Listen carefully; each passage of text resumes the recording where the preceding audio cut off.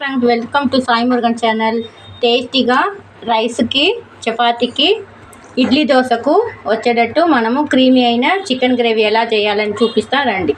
తవా పెట్టుకుని దాంట్లో 2 tea spoon oil వేసుకుంటాము. ఒక చిన్న అల్లం ముక్క, ఒక 10 ఎల్లిపాయలు వేసి దోరగా వేయించుకుంటాము. ఈ స్పైసీ చికెను చాలా బాగుంటుంది, అన్నానికి మాత్రం కాదు, మనకి ఇడ్లీ, చపాతీ కూడా సూపర్ టేస్ట్ వస్తుంది.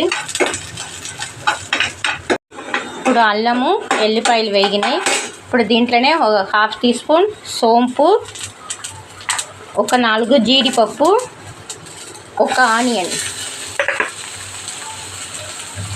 ఒక చిన్న పించు పచ్చి కొబ్బరి ముక్కలు వేసుకుని దోరగా వేయించుకుంటాము. మంచిగా ఇది పేస్ట్ చేసుకోవాలి.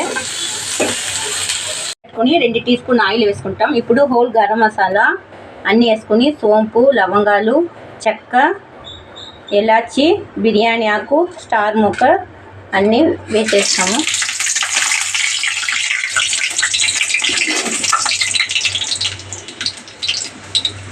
దీంట్లో ఒక 2 పచ్చిమిరపకాయలు, కరివేపాకు కొంచెం, నూనెలో వేగనిపిస్తాం. చికెన్ గ్రేవీలో పైకి మన్నంగా రెడ్డిస్గా రావాలంటే విడి అయిన కారపొడి ఒక 1/2 టీ స్పూను నూనెలో వేసుకుంటాం. కలర్ వస్తుంది మనకు. లాస్ట్కు వేసి 1 నిమిషం దూరగా వేయించుకుని ఒక 2 ఆనియన్ స్లైస్ వేసుకుని వేయించేసుకుంటాం.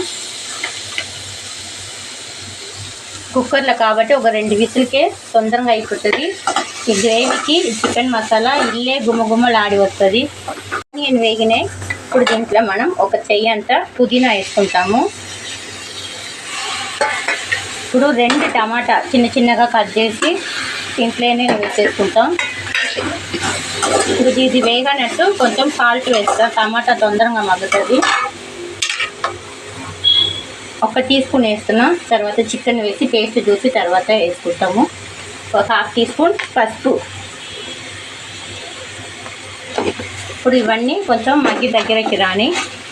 టమాటా వేగిన తర్వాత ఒక 1/2 కిలో చికెన్, ఉప్పు, పసుపు వేసి కడిగి పెట్టిన ఇది వేసుకున్నానండి. ఆ వీడియో అయితే స్కిప్ అయిపోయింది. ఇది కూడా చికెన్ కూడా సగం ఉడికినాయి. ఇప్పుడు దీంట్లో ఒక 2 టీ స్పూన్ ఇంటి కారము. ఈ కారం కూడా నేను మీకు వీడియోకి ఇచ్చిన.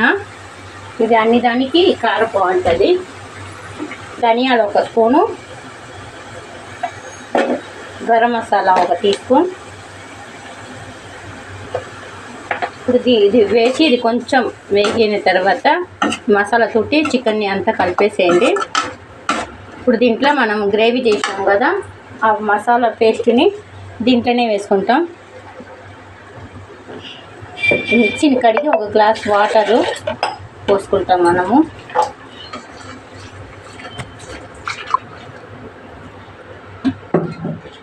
ఇప్పుడు ఈ గ్రేవీని మనము కుక్కర్కు ట్రాన్స్ఫర్ చేసుకుని ఒక 2 విజిల్ మాత్రం పెట్టేస్తే మనకు సూపర్ టేస్టీ అయిన చికెన్ గ్రేవీ రెడీ అవుతుందండి. ఈ టేస్ట్ అయితే సూపర్ ఉంటుంది, క్రీమీగా ఉంటుంది.